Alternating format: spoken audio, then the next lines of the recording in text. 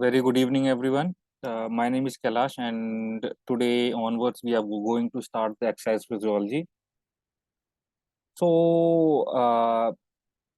In the exercise physiology, we will cover all the aspects from beginning to advance. और इसमें आप लोगों को जो भी आपके एग्जाम्स होते हैं, चाहे वो केवीएस हो, एनवीएस हो, डीएसएसबी हो, यूजीसी नेट हो, हम सारे एस्पेक्ट्स को कवर करते हुए एक्सरसाइज फिजियोलॉजी को पढ़ेंगे। बिल्कुल बिगनिंग से लेके एडवांस आप कह सकते हो कि ये एक ऐसा सेशन होने वाला है आपका जिसमें आप लोगों को सारी चीजों के बारे में पता चलेगा। Yes, good evening. तो विदाउट वेस्टिंग टाइम हम लोग अब स्टार्ट करेंगे एक्सरसाइज फिजियोलॉजी, या फिर आप कह सकते हो एनाटॉमी फिजियोलॉजी। और स्टार्ट करने से पहले मैं आप लोगों को बताऊंगा कि जो हमारी सेशंस होंगे वो 40 to 45 मिनट्स का सेशन होगा। आज का हमारा एक इंट्रोडक्टरी सेशन है जिसमें मैं आप लोगों को बताऊंगा कि एनाटॉमी फिजियोलॉजी क्या है, या एक्सरसाइज फिजियोलॉजी क्या है, आप लोग इसके अंदर क्या क्या पढ़ोगे और किस तरीके से आपका एग्जाम्स में इसमें से क्वेश्चंस आता है। इन सारी चीजों को आज की क्लास में हम लोग स्टडी करेंगे। उसके बाद फिर जो डिफरेंट आपके सिस्टम्स होते हैं उन सब सिस्टम्स को हम आगे स्टडी करते हुए जाएंगे। आई होप आप सभी लोगों ने अपने हाथ में पेन और नोटबुक रख लिया होगा, ताकि जो इंपॉर्टेंट पॉइंट मैं आप लोगों को बताता जाऊं वो आप नोट डाउन करते जाओ। चलो, तो एनाटॉमी एंड फिजियोलॉजी। तो सबसे पहले हम समझते हैं व्हाट इज एनाटॉमी। एनाटॉमी का मतलब क्या होता है। तो देखो, एनाटॉमी जो है एक ग्रीक वर्ड से मिलके बना हुआ है, दैट इज एना, जिसका मतलब होता है अपार्ट, मतलब कि दूर होना, एंड टॉमी मतलब कट। ठीक है, तो एनाटॉमी कौन से वर्ड से डिराइव्ड हुआ है? ग्रीक वर्ड से डिराइव्ड हुआ है, दैट इज एना, जिसका मतलब है अपार्ट, और टॉमी जिसका मतलब होता है कट। और बेसिकली एनाटॉमी के अंदर हम पढ़ते क्या है? तो it is the branch of science that deals with the study of structure of human body. कहने का मतलब यह है कि जो एक ह्यूमन बॉडी है, समझ लो कि आपका जो बॉडी है उसके क्या क्या स्ट्रक्चर्स हैं। स्ट्रक्चर्स इन द मीन्स कि आपका बॉडी का स्ट्रक्चर किस तरीके से है। ठीक है, आपका फिजिकल अपीयरेंस कैसा है, आप कह सकते हो आपका बॉडी का स्ट्रक्चर कैसा है, कहीं आपको कोई पोस्टल डिफॉर्मिटीज तो नहीं है। तो जो भी स्ट्रक्चर वाली चीजें हैं ना, वो हम लोग एनाटॉमी के में पढ़ेंगे। Okay, coming to the physiology. Physiology भी ग्रीक वर्ड से आपका डिराइव्ड हुआ है, जिसका जो पहला वर्ड है दैट इज अ फिजोर, जिसका मतलब होता है नेचर, और सेकंड वर्ड है लोगियो, जिसका मतलब होता है स्टडी ऑफ। देखो, एक चीज आप लोग समझो, आप वर्ड ना हमेशा ब्रेक करके पढ़ना है। आप लोगों ने पढ़ा होगा प्रीफिक्स एंड सफिक्स। ठीक है, प्रीफिक्स एंड सफिक्स आप लोगों ने पढ़ा होगा। मैं आप लोगों को एक चीज बताता हूं अभी यहीं पे। जो भी कोई वर्ड्स होता है ना, उस वर्ड के लिए हमेशा दो दो तीन चीजें होती है, प्रीफिक्स, सफिक्स और रूट वर्ड्स होते हैं। तो उन प्रीफिक्स वर्ड्स को लेके या सफिक्स वर्ड्स को लेके आप लोग उस सेंटेंस का या उस वर्ड का मतलब समझ सकते हो। तो देखो, एक मिनट को ड्रॉ। तो देखो, जो वर्ड होता है एक आपका, जैसे कि प्रीफिक्स हो गया, प्रीफिक्स, और फिर सफिक्स।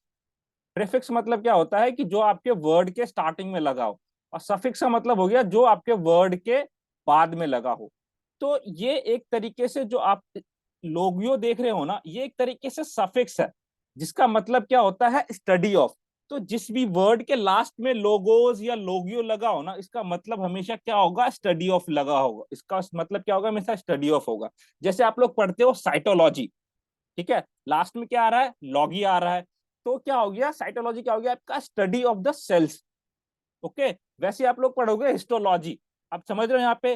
तो जो भी वर्ड आपका लॉगियो से या लोगो से मिलके बना होगा लास्ट में, उसका मतलब क्या होगा? Study of. तो हिस्टोलॉजी का मतलब क्या होता है? Study of the tissues. Okay, तो ये आपने समझना है। तो अब कब आते हैं हम दोबारा फिजियोलॉजी के ऊपर। तो फिजियोलॉजी क्या है? बेसिकली एक ऐसी ब्रांच है साइंस की जिसके में हम लोग ह्यूमन बॉडी के फंक्शन के बारे में पढ़ते हैं। फंक्शन में कहने का मतलब यह है कि जैसे आपके वेरियस आपके बॉडी पार्ट्स के अंदर बहुत सारे ऑर्गन्स है, उसका एक प्रॉपर फंक्शन होता है। जैसे मैं बात करूं आपके हार्ट की, तो आपके हार्ट का एक फंक्शन है। क्या फंक्शन है कि आपके पूरे बॉडी के अंदर ब्लड को पंप आउट करना। वैसे ही आपका जो मैं अगर रेस्पिरेटरी सिस्टम के अंदर बात करूं, तो जो आपका एल्वलाई है, ठीक है, उसका क्या फंक्शन है कि ऑक्सीजन इनटेक करके आपके बॉडी में देना और कार्बन डाइऑक्साइड बॉडी से बाहर ले जाना, रेस्पिरेशन का ये फंक्शन है। तो हम लोग इसके में फंक्शन के बारे में पढ़ते हैं, ठीक है, फिजियोलॉजी में हम लोग फंक्शन के बारे में पढ़ते हैं, और यही सबसे ज्यादा इंपॉर्टेंट है आपके लिए फिजियोलॉजी में।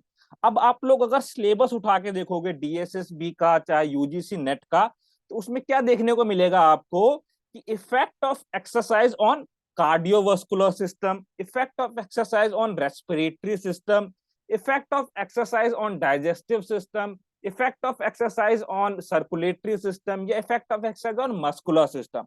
ठीक है, तो वो सब क्या पढ़ोगे आप, फंक्शंस के बारे में पढ़ोगे।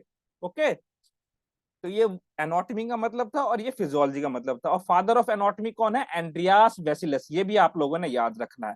और फादर ऑफ फिजियोलॉजी कौन है, एल्बर्ट वॉन हेलर, ये भी आप लोगों ने याद रखना है।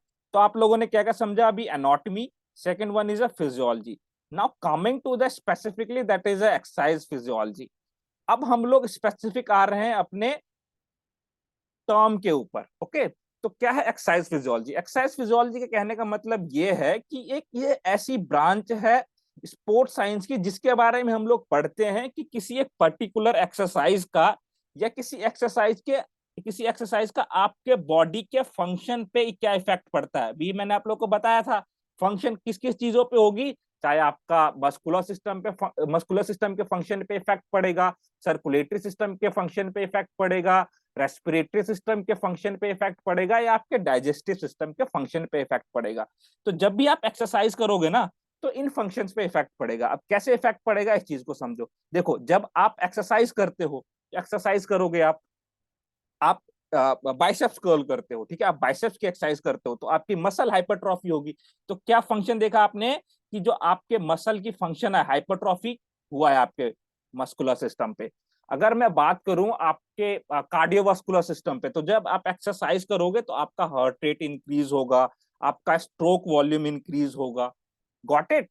तो ये सब चीजें होंगी, इन सभी चीजों को हम लोग डिटेल में आगे पढ़ेंगे जब हम वेरियस आपके जो सिस्टम्स है उनको स्टडी करेंगे। अभी आप लोगों ने बस इतना समझना है। नाउ कमिंग फॉरवर्ड, एक मिनट मैं इसको इरेज कर देता हूं ताकि आप लोग अच्छे से स्क्रीन दिखे। यहां तक सभी को समझ आ रहा है? किसी को कोई क्वेश्चन कोई डाउट है तो आप लोग क्वेश्चन पूछ सकते हो। समझ आया एनाटॉमी क्या है, फिजियोलॉजी क्या है, एक्सरसाइज फिजियोलॉजी क्या है। Okay, father of exercise physiology, exercise physiology के जो फादर है वो है ऑगस्ट क्रॉक, जो 1920 में बॉर्न हुए थे। उन्होंने किस चीज के बारे में पता किया था, उन्होंने स्टडी की थी बेसिकली कि how oxygen diffuse through tissue from blood. अब ये कहने का मतलब क्या किया था, मतलब ये देखो बताता हूं मैं आप लोगों को यहाँ पे। ये मैं यहाँ पे ड्रॉ कर रहा हूँ एक चीज, ये देखो। आप लोगों ने रेस्पिरेटरी सिस्टम पढ़ा होगा, रेस्पिरेटरी सिस्टम में पढ़ने के बाद आपका नीचे यहाँ पे लंग्स के अंदर, जैसे समझ लो कि लंग्स है, लंग्स के अंदर आपके ब्रोंक्यूल्स होते हैं, ब्रोंकाइल्स होते हैं, उसके बाद आपका जो सबसे छोटा टर्म होता है डेट इज एल्वोलाई। ठीक है, अब एल्वोलाई में क्या होता है, एल्वोलाई में क्या होता है कि जब आप लोग ऑक्सीजन इंटेक करते हो, ऑक्सीजन इंटेक किया आपने, तो यहाँ से आपके नोज से या माउथ से आपने ऑक्सीजन इंटेक किया, ऑक्सीजन इंटेक करके आपके ब्रोंकाई ब्रोंक्यूल से होके आपके एल्वोलाई तक आता है। एल्वोलाई में आने के बाद क्या फंक्शन है आपके बॉडी का कि आपके एल्वोलाई में ऑक्सीजन आया और यहाँ पे आपका डिफ्यूजन होता है। बेसिकली कैपिलरीज में आपका डिफ्यूजन होता है। डिफ्यूजन कहने का मतलब है कि जो आपका डीऑक्सीनेटेड ब्लड है, डीऑक्सीनेटेड ब्लड आपका हार्ट से आया, यहाँ पे ऑक्सीजन कैरी करेगा और दोबारा फिर आपके हार्ट में जाएगा। ओके, तो ऑक्सीजन कहाँ से इंटेक करता है आपका ब्लड, आपके कैपिलरी से या एल्वोलाई से वो इंटेक करता है और दोबारा ब्लड के अंदर, सॉरी हार्ट के अंदर जाता है। ओके, तो इसी चीज के बारे में आपका ऑगस्ट क्रॉग ने पता किया था कि how oxygen diffuses through tissue from blood, capillary diffusion, इसको कैपिलरी डिफ्यूजन भी हम लोग कहते हैं। समझ आया? इसको आप लोग डिटेल में पढ़ोगे, डोंट वरी। बस अभी आप लोगों ने इतना समझना है कि आपके बॉडी के अंदर ऑक्सीजन आया, एल्वोलाई में, यहाँ से ब्लड आया, ब्लड ने ऑक्सीजन लिया और आपके दोबारा हार्ट में चला गया। जब हम लोग कार्डियोवास्कुलर सिस्टम पढ़ेंगे तो इसे मैं आप लोगों को डिटेल में बताऊंगा इसके बारे में। इसके बारे में ऑगस्ट क्रॉग ने स्टडी किया था और उसके बाद वो कहलाए गए फादर ऑफ एक्सरसाइज फिजियोलॉजी। समझ आया exercise physiology, anatomy and physiology का मतलब? किसी को कोई क्वेश्चन, कोई डाउट अभी तक? चलो गुड। अब हमें जरूरत क्यों है एक्सरसाइज फिजियोलॉजी की फिजिकल एजुकेशन के अंदर? नीड और इम्पोर्टेंस क्यों है? बहुत इंपॉर्टेंट है भैया। क्यों? क्योंकि ये हमें साइंटिफिक बेसिस प्रोवाइड करता है। साइंटिफिक बेसिस का मतलब, अब मान लो क्लास के अंदर जैसे कि स्वराज स्वराज सिंह है। अब स्वराज सिंह कोई फिजिकल एक्टिविटी कर रहा है, ठीक है, फिजिकल एक्टिविटी कर रहे हैं स्वराज सिंह जी, तो उसमें साइंटिफिक बेसिस कौन प्रोवाइड करेगा? भैया एक्सरसाइज फिजियोलॉजी तो प्रोवाइड करेगा। कैसे प्रोवाइड करेगा साइंटिफिक बेसिस? अब आप लोगों ने क्या पढ़ा है कि एक्सरसाइज फिजियोलॉजी में हम लोग जो फंक्शन है एक्सरसाइज का, उसके इफेक्ट के बारे में हम लोग पढ़ते हैं। ओके, तो साइंटिफिक बेसिस आपको जो है वो एक्सरसाइज फिजियोलॉजी से देखने को मिलेगा। ओके, फिर उसके बाद नेक्स्ट है फिटनेस असेसमेंट।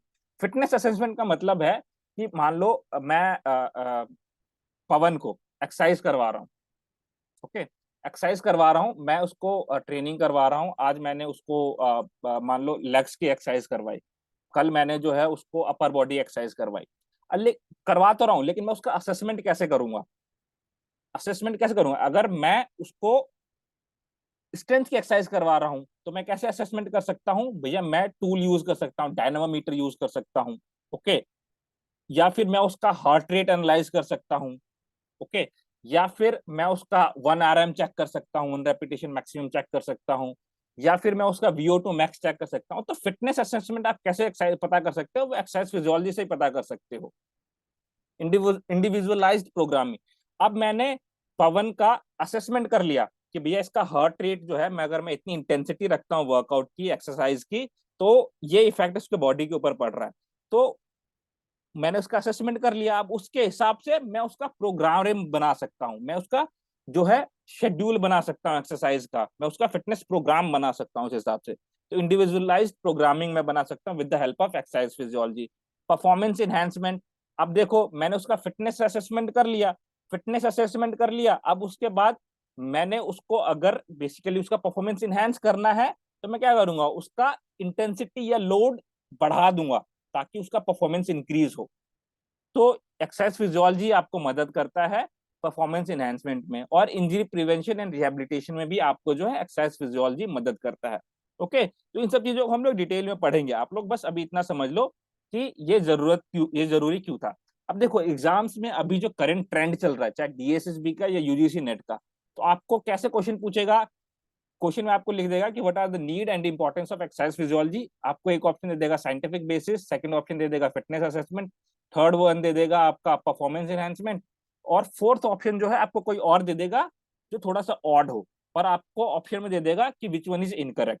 ठीक है, तो ये ट्रेंड चल रहा है, तो आप लोगों ने इसको भी समझना है। अब नेक्स्ट आते हैं हम लोग nature and scope of exercise physiology. अब बेसिकली इसका एक्सरसाइज फिजियोलॉजी का स्कोप क्या क्या है, नेचर क्या है? तो देखो exercise physiology focuses on studying how the body responds and adapt to physical exercise. अब मान लो कि मैं पवन को एक्सरसाइज करवा रहा हूँ, ठीक है, अब एक्सरसाइज करवा रहा हूँ तो उसके बॉडी के अंदर क्या क्या अडेप्टेशन हुई है उस पर्टिकुलर एक्सरसाइज को लेके, तो उसके स्टडी में भी हमें एक्सरसाइज फिजियोलॉजी हेल्प करता है। नेक्स्ट क्या बोला है? It examines various physiological system and process including cardiovascular system, respiratory system and metabolic systems। तो मैंने आप लोगों को पहले भी बताया है कि जब आप एक्सरसाइज फिजियोलॉजी के हेल्प से ही आप लोग पता कर सकते हो कि आपके कार्डियोवास्कुलर सिस्टम पे क्या इम्पैक्ट पड़ा है, ठीक है, आपका कार्डियक आउटपुट बढ़ा है नहीं बढ़ा, हार्ट रेट बढ़ा है नहीं बढ़ा, या फिर आपका जो रेस्पिरेटरी फंक्शन है उसके ऊपर क्या इम्पैक्ट पड़ा है, मस्कुलर सिस्टम पे क्या इम्पैक्ट पड़ा है, या मेटाबॉलिक सिस्टम पे क्या इम्पैक्ट पड़ा है। तो ये आप एक्सरसाइज फिजियोलॉजी से ही पता लगा सकते हो। इसके बाद exercise physiology explores both acute effects and chronic effect. Acute मतलब क्या होता है कि जो शॉर्ट टर्म इफेक्ट्स होते हैं। अब जैसे मैं आपको बोलूंगा रनिंग करके आओ, मैंने आपको बोला जाओ रनिंग करके आओ, 100 मीटर रनिंग करके आओ, 100 मीटर आप रनिंग करोगे तो आपका क्या होगा? हार्ट रेट इंक्रीज होगा। तो ये क्या है? एक्यूट इफेक्ट है। अगर मैं आपको सिर्फ एक दिन करवाऊं, जाओ आज आप सिर्फ 100 मीटर रनिंग करो, तो ये क्या होगा, इमीडिएट इफेक्ट क्या होगा कि आपका हार्ट रेट बढ़ा है। अगर बात करूं मैं क्रॉनिक इफेक्ट की, तो क्रॉनिक इफेक्ट देखने के लिए आपको रेगुलर एक्सरसाइज करना पड़ेगा, ठीक है। इसको हम लोग long term adaptation from exercise कह सकते हैं। इसके लिए आपको कंटिन्यूअसली वर्कआउट करना पड़ेगा, तब जाके आपके लॉन्ग टर्म इफेक्ट देखने को मिलेगा या लॉन्ग टर्म एडेप्टेशन आपको देखने को मिलेगा। समझ गया। एक्यूट जहां पे भी वर्ड आए इसका मतलब ही होता है शॉर्ट, छोटा। क्रॉनिक का मतलब ही होता है लार्ज टाइम पे या लार्ज ड्यूरेशन पे। तो जैसे अगर आपके पास आगे अब स्टडी करोगे कि एक्यूट डिजीज या एक्यूट इंजरीज, तो वैसी डिजीज या वैसी इंजरीज जो शॉर्ट टर्म के लिए हो। क्रॉनिक इंजरीज या क्रॉनिक डिजीज जो काफी लंबे टाइम के लिए होते हैं। ओके, तो ये आप लोगों ने वर्ड का मतलब ही समझते हुए जाना है। नेक्स्ट क्या है, it investigates the physiological mechanism underlying the cardiovascular response to exercise such as increased heart rate, stroke volume and cardiac output। अब यहाँ पे बात की गई है आपके कार्डियोवास्कुलर रिस्पॉन्स की में। अब कार्डियोवास्कुलर रिस्पॉन्स में क्या क्या होगा, आपका हार्ट रेट इंक्रीज होगा, आपका स्ट्रोक वॉल्यूम इंक्रीज होगा, या फिर आपका कार्डियक आउटपुट इंक्रीज होगा। देखो ये जो टर्म्स हैं इसको लेके आपने कंफ्यूज नहीं होना, इसको आप लोग डिटेल में पढ़ोगे, डोंट वरी कि हार्ट रेट क्या होता है, स्ट्रोक वॉल्यूम क्या होता है, अभी बस आप लोगों ने इसको ध्यान में रखना है। ओके, इससे सबसे ज्यादा क्वेश्चंस आपके आते हैं यूजीसी नेट के एग्जाम के अंदर। ओके, इसको हम लोग मैं आपको डिटेल में बताऊंगा, कार्डियक आउटपुट क्या होता है, हार्ट रेट क्या होता है, जब आप एक्सरसाइज करते हो तो आपके हार्ट के ऊपर बेसिकली आपका कार्डियक आउटपुट कैसे बढ़ता है, हार्ट रेट कैसे बढ़ता है, डिटेल में मैं उसका मैकेनिज्म भी आप लोग को बताऊं। नेक्स्ट बोला, exercise physiology studies on the impact of exercise on the respiratory system leading to increase ventilation and oxygen uptake. देखो वेंटिलेशन का मतलब होता है कि जो आपकी नॉर्मल ब्रीथिंग है, नॉर्मल ब्रीथिंग में क्या होता है आपका कि जो आपने ऑक्सीजन इंटेक किया और कार्बन डाइऑक्साइड अपटेक किया, तो उसी को हम लोग वेंटिलेशन कहते हैं। जो आप नॉर्मल सांस लेते हो उसी को हम लोग वेंटिलेशन कहते हैं। नॉर्मल जब आप सांस लोगे तो ऑक्सीजन आपके बॉडी में गया और कार्बन डाइऑक्साइड आपके बॉडी से बाहर गया। बेसिकली अब ये सोचने वाली बात है कि जब आप सांस ले रहे हो तो आप ऑक्सीजन इनटेक कर रहे हो, बट जब आप सांस छोड़ रहे हो तो कार्बन डाइऑक्साइड बाहर छोड़ रहे हो। तो कार्बन डाइऑक्साइड आपके बॉडी से निकलता कैसे है, इसको थोड़ा मैं आपको इन शॉर्ट बता ताकि आप लोगों को थोड़ा बहुत समझ आए। देखो आपके बॉडी के अंदर जो भी सेल्स हैं या फिर आप कह सकते हो कि आपको एनर्जी के लिए, आप लोगों ने एक टर्म सुना होगा एटीपी, एंडोसाइन ट्राइफॉस्फेट, एटीपी, ठीक है। तो आपके जो सेल्स है ना, हर एक सेल्स को बेसिकली आप कह सकते हो या फिर कह सकते हो कि आपको एनर्जी के लिए ना दो कंपोनेंट की रिक्वायरमेंट होती है। पहला कौन सा हो गया, ऑक्सीजन। सेकंड क्या हो गया आपका, ग्लूकोज। सेकंड क्या हो गया आपका, ग्लूकोज, ग्लूकोज, ठीक है। मैं आपको एक तरीके से ना ये शॉर्ट में बता रहा हूँ, डिटेल में आप लोग आगे बताऊंगा ताकि आप लोगों को समझ आ जाए कि आपकी बॉडी से कार्बन डाइऑक्साइड कैसे निकलता है। तो देखो जो आपके ना बॉडी, जब भी आप कोई एक्टिविटी परफॉर्म करते हो तो वो आपको एनर्जी चाहिए। उस चीज के लिए एनर्जी कहाँ से मिलती है आपको, दो जगह से, ग्लूकोज से और ऑक्सीजन से। तो क्या होता है कि जैसे आपके सेल्स में जैसे ग्लूकोज गया या ऑक्सीजन गया, जब आपको एनर्जी की रिक्वायरमेंट होती है तो ये ग्लूकोज और ऑक्सीजन मिलके क्या होगा, बेसिकली आपको एटीपी देगा, मतलब कि एक एनर्जी प्रोवाइड करेगा आपको। और जब आपको वो एनर्जी प्रोवाइड कर देगा ना, तो जो ये ऑक्सीजन है, यही ऑक्सीजन आपका कार्बन डाइऑक्साइड में बदल जाता है, ठीक है, CO2 में बदल जाता है, यही ऑक्सीजन आपका CO2 में बदल जाता है।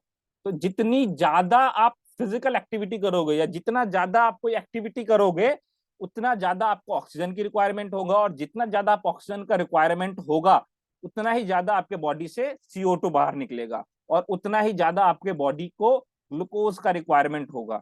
ओके, तो इसलिए देखते हो आप लोग, जब आप फिजिकल एक्टिविटी बढ़ा देते हो तो आपका डाइट भी बढ़ जाता है। ओके, और आपका जो बेसिकली ऑक्सीजन इनटेक है वो भी बढ़ जाता है। तो ये चीज होता है। फिर ये इस तरीके से मैंने आपको बताया कि आपके बॉडी से कार्बन डाइऑक्साइड कैसे निकलता है। ओके, तो ये चीज है। बाकी अब हम आगे पढ़ेंगे, कुछ इंपॉर्टेंट टर्म्स हैं उन सब चीजों को। तो जो इंपॉर्टेंट टर्म्स है ये आप लोगों ने याद रखना है, ये आपको UGC net, DSSB, KVS, basically आपके जो TGT PGT के एग्जाम्स होते हैं सभी जगह आपको देखने को मिलेगा। मैंने क्या बोला है आप लोगों को कि वर्ड्स का प्रीफिक्स और सफिक्स समझना है आप लोगों ने। प्रीफिक्स सफिक्स का मतलब क्या, कि जो वर्ड के स्टार्टिंग में लगा हो। तो वर्ड के स्टार्टिंग में जहां पे आपको साइट देखने को मिलेगा तो इसका मतलब क्या होगा, सेल्स। और जहां पे लॉगी देखने को मिलेगा इसका मतलब क्या होगा, स्टडी ऑफ। तो साइटोलॉजी का मतलब क्या हो गया, स्टडी ऑफ सेल्स। नेक्स्ट है हिस्टोलॉजी, आपको पता है लॉगी का मतलब क्या हो गया, स्टडी ऑफ, और हिस्टो का मतलब क्या हो गया, टिश्यूज। तो क्या होगा histology, study of tissues. Second हो गया मायोलॉजी, मायो जब भी आपको देखने को वर्ड मिले तो वो रिलेट करेगा आपके मसल से, और लॉगी का मतलब आप लोगों को पता ही है, स्टडी ऑफ। तो मायोलॉगी क्या हो गया आपका, स्टडी ऑफ मसल्स। वैसे ही नेक्स्ट हो गया ऑस्टियोलॉजी। ऑस्टियोलॉजी मतलब क्या हो गया, ऑस्टियो मतलब होता है बोन्स। अब देखो आप लोग पढ़ते होगे या देखा होगा, आप लोगों ने सुना होगा कि ऑस्टियो आर्थराइटिस, ऑस्टियो आर्थराइटिस या ऑस्टियोपेरोसिस, ये जहां पे भी आपको ऑस्टियो वर्ड मिलेगा ना, तो आपको समझ जाना है कि ये आपके बोन से रिलेट करेगा करेगा। तो यहाँ पे ऑस्टियो मतलब क्या हो गया, बोन, और लॉगी मतलब स्टडी ऑफ। तो ऑस्टियोलॉगी मतलब स्टडी ऑफ बोन्स। वैसे अगर मैं बात करूं ऑस्टियो आर्थराइटिस, तो ऑस्टियो मतलब क्या हो गया, बोन, और आर्थराइटिस का मतलब आप लोग देखोगे आगे जाके कि एक तरीके से, ये देखो यहाँ पे आर्थर आ गया तो जॉइंट।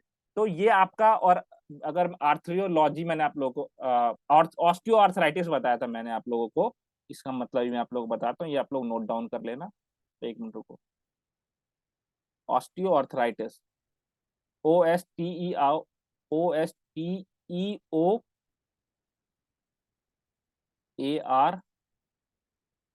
ये नोट डाउन कर लो आप लोग, ऑस्टियो आर्थराइटिस। ठीक है, और वर्ड को ब्रेक करके लिखना है इसको ना, ऑस्टियो आर्थराइटिस। ठीक है, मैंने आपको क्या बताया कि ऑस्टियो मतलब क्या हो गया, बोन्स। ठीक है, आर्थरा मतलब क्या होता है, आगे आप लोग देखोगे आर्थरा मतलब क्या होता है, ARTHR मतलब क्या हो गया आपका, यहाँ देखोगे, ये देखो आर्थर मतलब क्या हो गया, जॉइंट्स। ठीक है, आर्थरा मतलब क्या होता है, ARTHR मतलब क्या हो गया, जॉइंट्स। तो आप लोगों ने क्या देखा यहाँ पे, बोन्स, यहाँ पे आर्थर मतलब क्या हो गया, जॉइंट्स, और आइटिस का मतलब होता है इन्फ्लेमेशन। तो जहां भी आपको वर्ड आइटिस देखने को मिले तो उसका मतलब होता है इन्फ्लेमेशन। तो आप लोगों ने क्या समझा कि ऑस्टियोआर्थराइटिस एक ऐसी डिजीज है जिसमें आपका क्या होता है कि आपके जो बोन्स, जो आपके जॉइंट्स हैं, वहां पे जो बोन्स हैं, उसके अंदर इन्फ्लामेशन होता है, उसके अंदर आपको पेन होता है, उसको हम लोग ऑस्टियोआर्थराइटिस कहते हैं। समझ गए? तो नेक्स्ट क्या है, ऑस्टियोलॉजी आपने पढ़ लिया, स्टडी ऑफ बोन्स। न्यूरोलॉजी हो गया, न्यूरॉन्स या न्यूरोलॉजी हो गया आपका, स्टडी ऑफ नर्व्स। आर्थ्रोलॉजी मैंने आपको बता ही दिया कि स्टडी ऑफ जॉइंट्स। हिमेटोलॉजी, हिमैट मतलब जहां भी आपको वर्ड देखने को मिले it's relate with your blood. Okay, तो हिमेटोलॉजी हो गया आपका स्टडी ऑफ ब्लड। कार्डियोलॉजी, जहां पे भी आपको कार्डियो देखने को वर्ड मिले तो वो आपको रिलेट करेगा आपके हार्ट से, तो कार्डियोलॉजी हो गया आपका स्टडी ऑफ हार्ट। न्यूरोसाइंस, ये हो गया आपका study of brains and the nervous system. Next one is adenology. Adenology क्या हो गया आपका, study of glands. Hepatology, hepat word जब भी आपको देखने को मिले तो वो आपका रिलेट करेगा लिवर से, तो हिपैटोलॉजी क्या हो गया, स्टडी ऑफ लिवर्स। जैसे ही हिपैट मैंने आपको बताया किस रिलेट करेगा, लिवर से। आप लोग आगे पढ़ोगे डिजीज में हेपेटाइटिस, तो यहाँ पे क्या देखोगे आप, हेपेटाइटिस में हिपैट और हेपेटाइटिस। तो हेपेटाइटिस ऐसी डिजीज होगी जो आपके लिवर से रिलेट करेगा। समझ रहे हो वर्ड्स को? तो यहाँ से आप लोगों ने समझना। नेक्स्ट है स्प्लैंकोलॉजी। स्प्लैंकोलॉजी का मतलब क्या होता है, स्टडी ऑफ ऑर्गन्स। ओके, तो यहाँ तक कोई डाउट, कोई क्वेश्चन किसी को समझ आया यहाँ तक? किसी को कोई क्वेश्चन, कोई डाउट है तो बताओ, अदरवाइज मैं आप लोगों को कुछ MCQ क्वेश्चंस करवाने वाला हूँ। एक बार चैट बॉक्स में या माइक ऑन करके अगर आपके कोई क्वेश्चन है, कोई डाउट है तो आप लोग पूछ सकते हो। क्लियर है सब कुछ? चैट बॉक्स में लिखो अगर अभी तक क्लियर है। आज का बस इंट्रोडक्टरी सेशन है। समझ आया अभी तक? एनाटॉमी का मतलब समझ आया, फिजियोलॉजी का मतलब समझ आया, एक्सरसाइज फिजियोलॉजी का मतलब समझ आया, और ये कुछ इंपॉर्टेंट टर्म्स है इनका मतलब समझ आया आप लोगों को? चलो, परफेक्ट, ठीक है। अब हम नेक्स्ट आते हैं कुछ MCQs पे। तो MCQs के आप लोग आंसर देना मुझे। चलो, एक, let me delete it, eraser. चलो, चैट बॉक्स में आप लोग आंसर देना, कुछ MCQs आप लोगों के सामने मैं लेके आया हूँ। ये रहा। तो पहला क्वेश्चन है आप लोगों के लिए, विच physiological system is primarily responsible for increasing heart rate, stroke volume and cardiac output during exercise?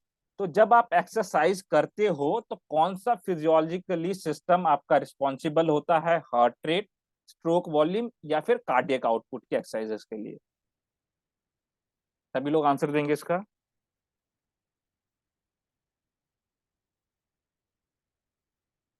Yes, correct.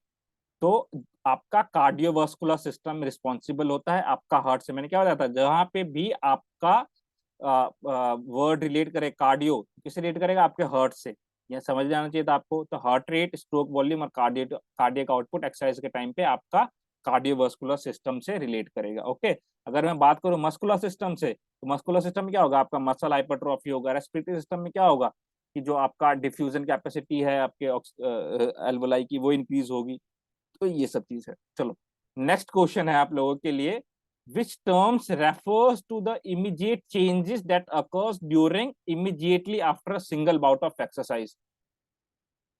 तो अगर आप, कौन सी ऐसी टर्म है इनमें से, इन चारों में से कौन सी ऐसी टर्म है जो बेसिकली इमीडिएट चेंजेस को आपको डिफाइन करेगा इसमें से, अगर आप सिंगल बाउट ऑफ एक्सरसाइज करते हो? तो इमीडिएट मतलब मैंने क्या बताया, तुरंत किसके ऊपर इफेक्ट करेगा? आपका एक्यूट इफेक्ट जो है आपको, एक्यूट मतलब क्या बताया मैंने आपको? Short term. और क्रॉनिक मतलब क्या बताया था? Long term. तो जो शॉर्ट टर्म की एक्टिविटी होगी आपकी, या इमीडिएट एक्टिविटी होगी, उसको हम लोग एक्यूट इफेक्ट्स कहेंगे। नेक्स्ट क्वेश्चन है आप लोगों के लिए ये रहा। What are the main factors influencing exercise performance? तो इनमें से कौन सा वैसा फैक्टर है, मेन फैक्टर है, जो आपके एक्सरसाइज परफॉर्मेंस को इन्फ्लुएंस करेगा? चलो इसका आंसर दो, अच्छा क्वेश्चन है ये।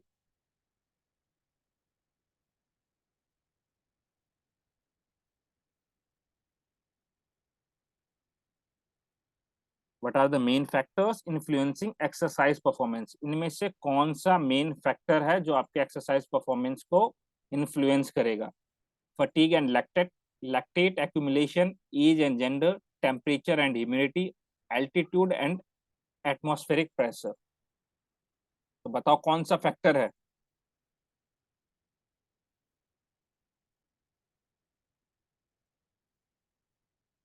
इस तरह के क्वेश्चन देखने को मिलेंगे आपको।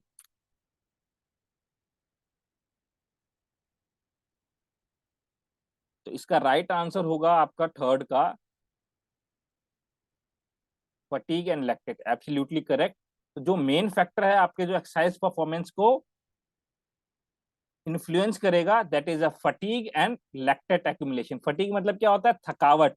लैक्टेट एक्यूमुलेशन मतलब हो गया कि जो, जब भी आप कोई एक्टिविटी करते हो, या हाई ड्यूरेशन की एक्टिविटी करते हो, या हाई इंटेंसिटी एक्टिविटी करते हो, तो आपके ब्लड वेसल्स में लैक्टिक एसिड जमा हो जाता है, उसको हम लोग लैक्टिक एक्यूमुलेशन कहते हैं।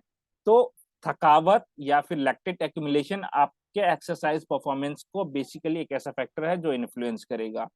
समझ आ गया आप लोगों को? नेक्स्ट क्वेश्चन है आप लोगों के लिए। Exercise physiology involves the study of adaptation that occurs in which of the following? ये बताओ मुझे, exercise physiology involves the study of adaptation that occurs in which of the following system? Muscle tissue, nervous system, skeletal system या digestive system?